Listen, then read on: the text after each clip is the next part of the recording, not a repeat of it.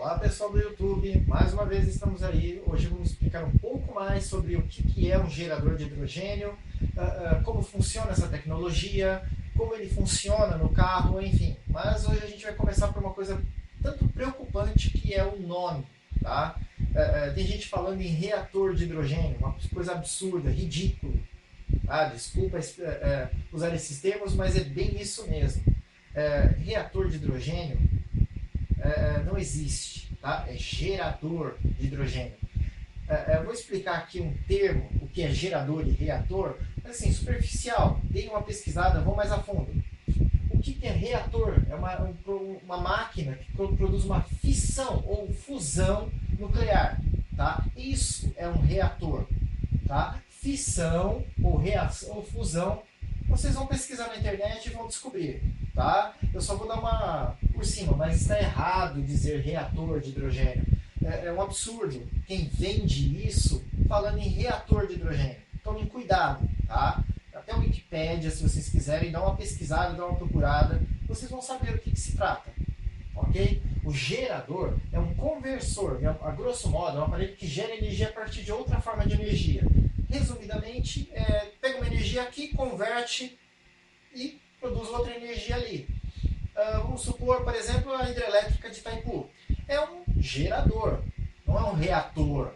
É um gerador de energia. Ele pega energia em potencial mecânica das águas que estão sendo armazenadas ali e converte, gira a turbina e converte energia elétrica. O motor do carro é um gerador de energia mecânica. Pega energia potencial da bateria do carro e da química, do combustível que está armazenado ali no tanque e converte para energia mecânica, fazendo girar a roda. Vocês entenderam? Então, reator, pelo amor de Deus, gente, reator nuclear, tá? É uma reação, uma fissão ou fusão nuclear. Reator de hidrogênio é ridículo, não existe e tomem cuidado, tá?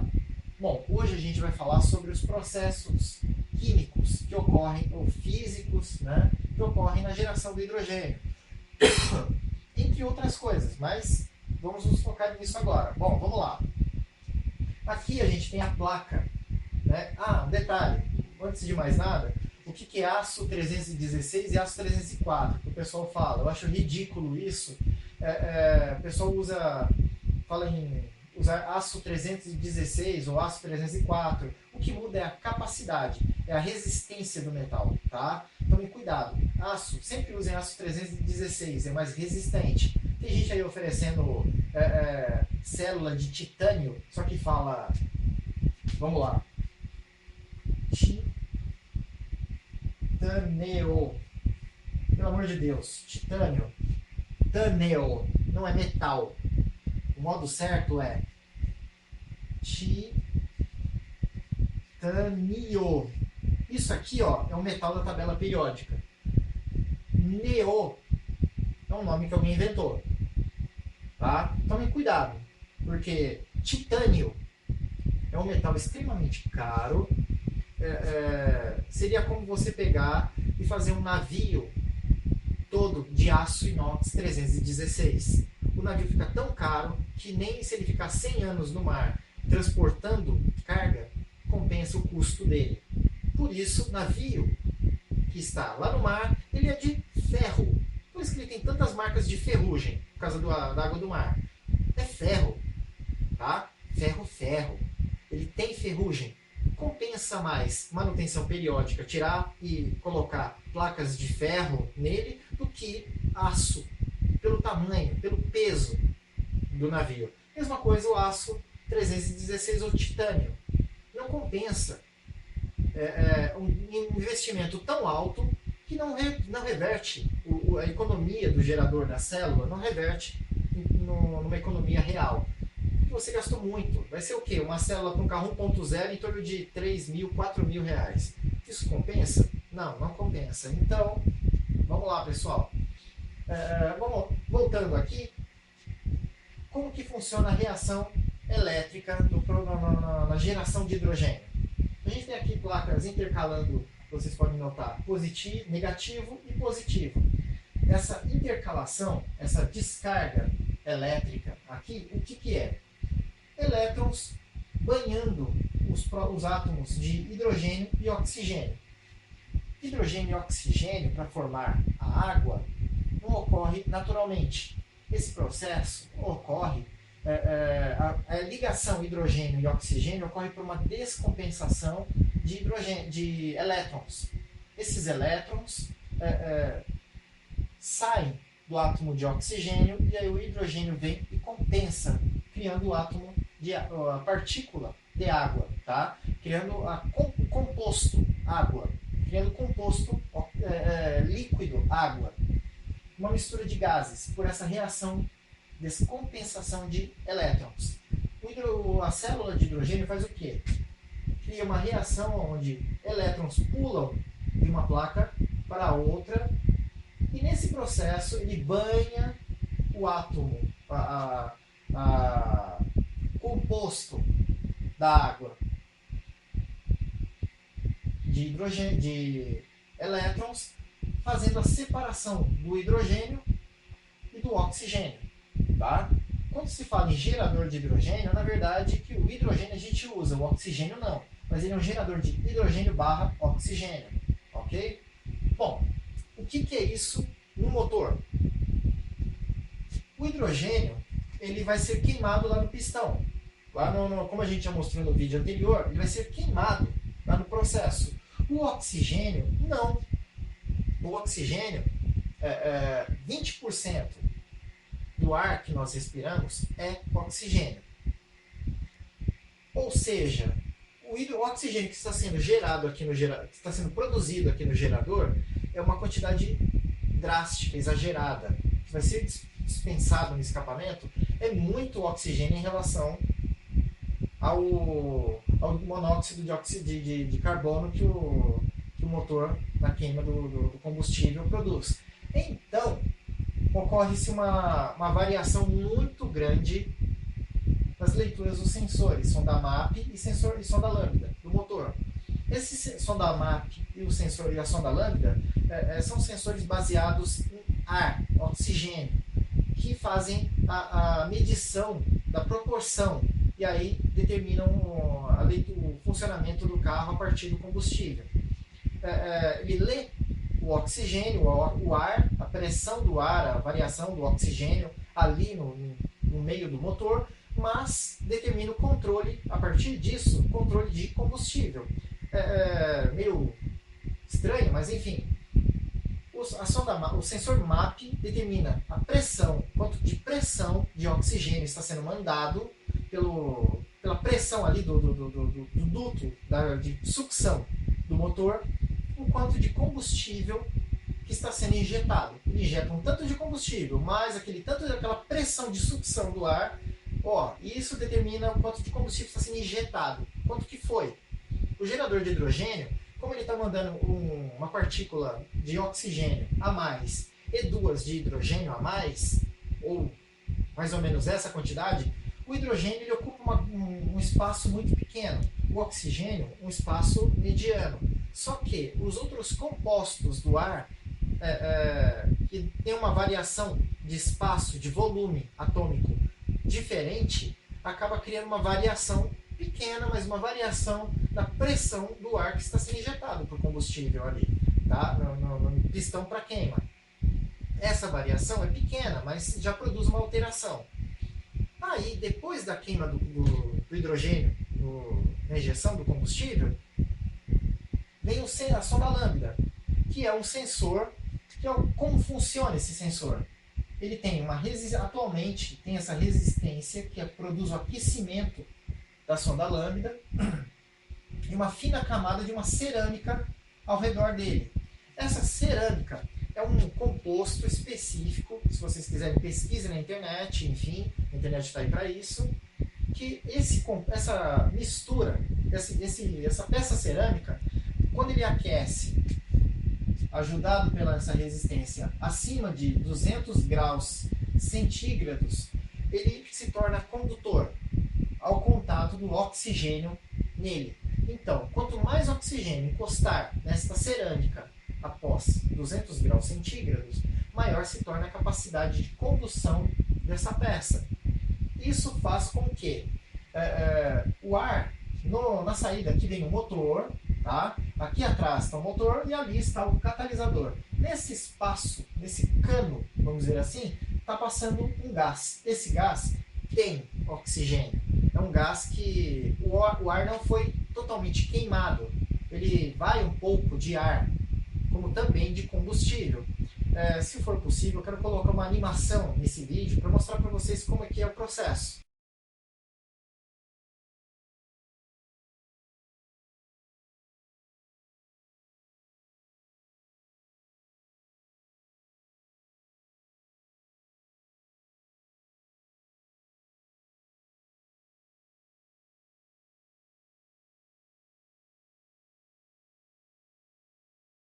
Tá? Vai dar uma ideia. Lá no pistão, na admissão, entra combustível, oxigênio e também acaba passando um pouco desse combustível. É aí que entra a questão da economia. O hidrogênio, o oxigênio, quer dizer, quando ele passa pelo pistão, quando vai lá para o catalisador, ele altera a leitura do sensor, da sonda lambda. Essa alteração produz uma variação muito grande, tá? Vamos lá, para os mecânicos de injeção especializados em injeção eletrônica, eles vão entender o que eu estou querendo dizer agora. Uma sonda lambda de banda estreita, abaixo de 0,5 volts, é uma mistura pobre. Acima de 0,5 volts é uma mistura rica. É a variação da sonda lambda, tá? Conforme ele vai passando de monóxido de carbono, ele dá uma mistura pobre. Conforme ele vai passando, mistura rica. Conforme ele vai passando um alto grau de oxigênio, ele vai dando uma mistura pobre. Só que, como está o gerador de hidrogênio funcionando e está mandando mais oxigênio, ele dá muito tempo mistura pobre. Ele fica oscilando, ele fica lá dando um sinal oscilatório. Mistura rica, mistura pobre, mistura rica, mistura pobre, mistura rica, mistura pobre. Tá? Aquela média aqui, ó, é o valor normal. Abaixo disso, vamos dizer aqui, esse tracejado é o 0,5 volts, tá? Que a gente tem. Ele fica oscilando entre a baixa e a alta. Isso é o funcionamento do motor. O que a gente tem que fazer é usar os EIFs para fazer a correção. Eu vou pegar aqui um texto que eu vi na internet e é muito ridículo o que o cara está falando lá, né? Vamos lá. Tenho que utilizar o EIF ou o PWM? O EIF não se faz necessário na maioria dos veículos. A sua função é aumentar o tempo de injeção, enganando a central com o valor simulado de sonda lambda. O EIF ele é um corretor da sonda lambda e do MAP. Ele corrige, ele não é simulador. Tá? Simulador de sonda lambda, da sonda lambda e do sensor MAP é outra coisa, não é EIF. Seu uso é recomendado caso a economia fique abaixo dos 20%. O mesmo ocorre com o PWM. Bom, no vídeo anterior nós explicamos o funcionamento do PWM, como que é o princípio do PWM. O PWM ele só serve para controlar o consumo de energia elétrica da célula de hidrogênio. Não tem nada a ver com sonda lambda sensor MAP, tá? Ridículo isso, então tomem cuidado. O que o EIF faz é pegar esse sinal muito baixo, que vai estar aqui por causa do efeito do gerador de hidrogênio na sonda lambda, e fazer ele aumentar esse sinal. Não a sonda MAP, fazer o sensor MAP e a sonda lambda aumentarem esse sinal. Ele pega o sinal que a sensor MAP e a sonda lambda estão detectando e corrige ele para mais ou para menos, enfim. No caso da sonda lambda, ele vai aumentar esse sinal, incrementar esse valor até chegar no valor aceitável. Na oscilação, ele aumenta um pouco aqui e aumenta um pouco aqui, fazendo um valor maior. Esse valor maior causa uma leitura lá no módulo, lá na injeção, na central da injeção eletrônica, uma leitura coerente, vamos dizer assim, fazendo uma menor injeção de combustível. É para isso que ele serve. É isso que ele vai fazer.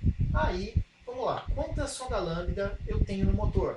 Quantos EIFs eu preciso? Hoje, existem motores até com 5 sondas lambda e até 2 sondas lambda. Um carro básico 1.0, ele tem aproximadamente 2 sondas lambda. Uma antes do catalisador, entre o motor e o catalisador tem uma sonda lambda. Essa sonda lambda é que determina o consumo de combustível, o quanto de combustível vai ser injetado no motor. Tá? Basicamente é ele que vai determinar o quanto de combustível vai ser injetado. Depois do catalisador, essa sonda lambda que tem depois do catalisador, ela só serve para lotar a memória do módulo para uso futuro lá do mecânico, do especialista em injeção eletrônica e do controlar. Tá? É só para fim de emissão de poluentes. Ele vai determinar o quanto de combustível, ele vai dizer para o mecânico se foi muita sujeira, muita poluição ou pouca poluição injetada. É só mais para fins de informação. Eles não controlam, não fazem, não influenciam no processo de combustão do carro. O quanto de combustível que vai ou que não vai. Quem determina isso é a sonda lambda antes do catalisador. Então, se você tem essa sonda lambda aqui depois do catalisador, não vai ser usado o EIF nela. Não há necessidade de usar. Vai ser usado nesse cara aqui, ó, na sonda lambda antes do catalisador. Então, lá seu motorzinho 1.0, motorzinho 1.0 vai usar o EIF em uma sonda lambda. No carro mais potente, no caso aqui estou chutando o 3.0, mas vamos dar um exemplo. Ele tem 3 velas, 3 pistões aqui, injetando um valor X de gases lá para o catalisador. E aqui desse outro lado do motor, vamos dizer aqui que o motor esteja a metade do motor, né? E aqui nessa outra metade, um conjunto de pistões mandando uma emissão de poluentes, uma emissão de gases lá para o catalisador. Análise dessa sonda lambda e dessa sonda lambda determinam o consumo e a injeção de combustível lá atrás, lá para a queima do pistão. O que acontece é que a gente tem que corrigir esta sonda lambda e esta sonda lambda. Então, esse motor aqui precisa de 2 EIFs, mais o da sonda MAP, do sensor MAP. Então, são 3, mas para o funcionamento básico, 2, que é o da sonda lambda. Fazendo a correção desses 2. Existem carros que você, como eu falei, vai ter que precisar de mais sonda lambda e mais correção. A sonda lambda já está lá, você vai precisar de mais EIFs para fazer a correção. Enfim, os EIFs atuam diretamente no sinal que é mandado para o módulo. Tá? Ele vai ficar entre o sensor e o módulo, fazendo a correção desse sinal. Não é um simulador. Simulador é outra coisa, não é um EIF, é um simulador, como o nome diz. Tá? O EIF ele pega um sinal e corrige para outro, mandando para o módulo. O catalisador, aí no caso, não tem influência nenhuma no nosso sistema. Ok? Bom, eu espero, pessoal, ter explicado bem com esse vídeo aqui como é o funcionamento do gerador de hidrogênio. Ok?